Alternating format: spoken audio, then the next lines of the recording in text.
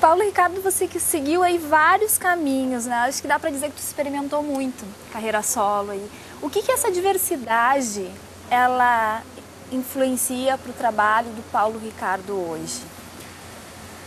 Olha, eu, como a grande maioria dos músicos da minha geração, sempre viveu com esse paradoxo, com essa questão de como equacionar essa herança riquíssima que nós temos da música brasileira.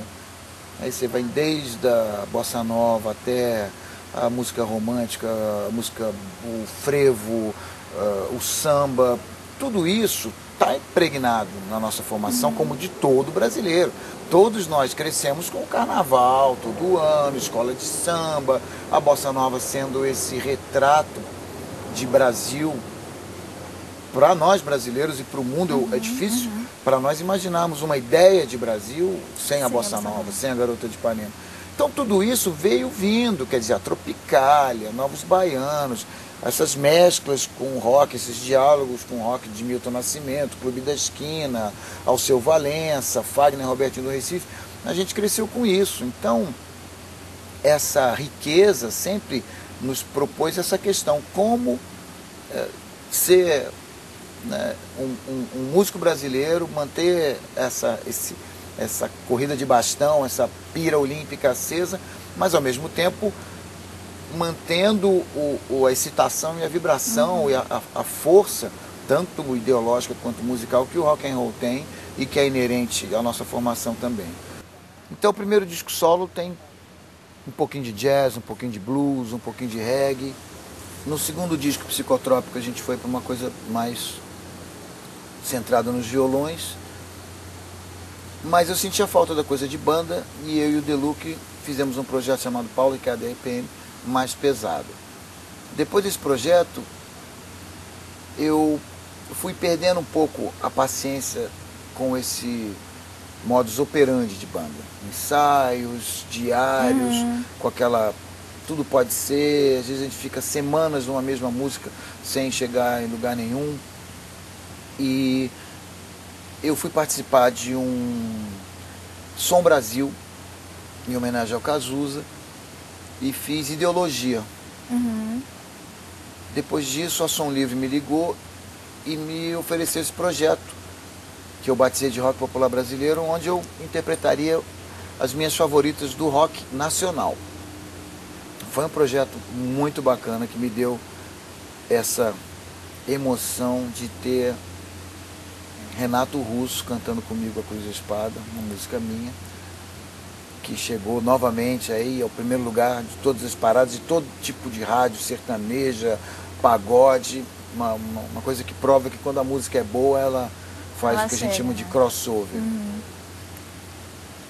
E senti que havia ali, naquelas boas canções, aquelas grandes canções de Lulu, Rita, Paralamas, Barão, um caminho onde eu poderia incorporar a essa, digamos, a espinha dorsal do pop rock, outros elementos da música brasileira que dialogassem com aquilo.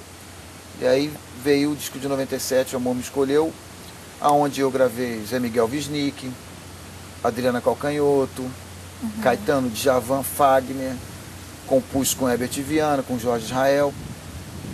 Porém, houve um encontro num restaurante de Ipanema com a Fafá de Belém e o Michael Sullivan. E a Fafá me apresentou o Sullivan e aí falou, surgiu poxa, a vamos fazer parceria. alguma coisa junto e tal. Eu falei, vamos. Diferentemente do que acontece em 90% dos casos, nós fizemos. E a música foi um grande sucesso. E aí, de certa forma, isso me puxou um pouco para o lado mais romântico da música brasileira e da música latina. Eu sou bitomaníaco desde os 10 anos, cresci ouvindo Jovem Guarda, Roberto, então essa parte Roberto, até a Bossa Nova já me era muito familiar, mas da Bossa Nova para trás, o meu conhecimento de música brasileira era muito fraco.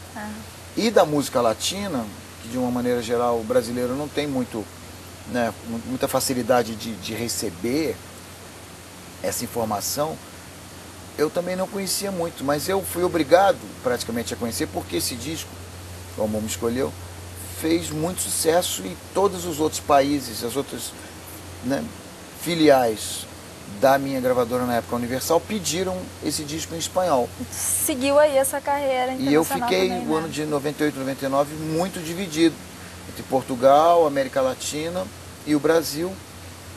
E me formei, ouvi, aprendi muito sobre a música latina, da onde vem essa raiz romântica, do bolero, de tudo mais.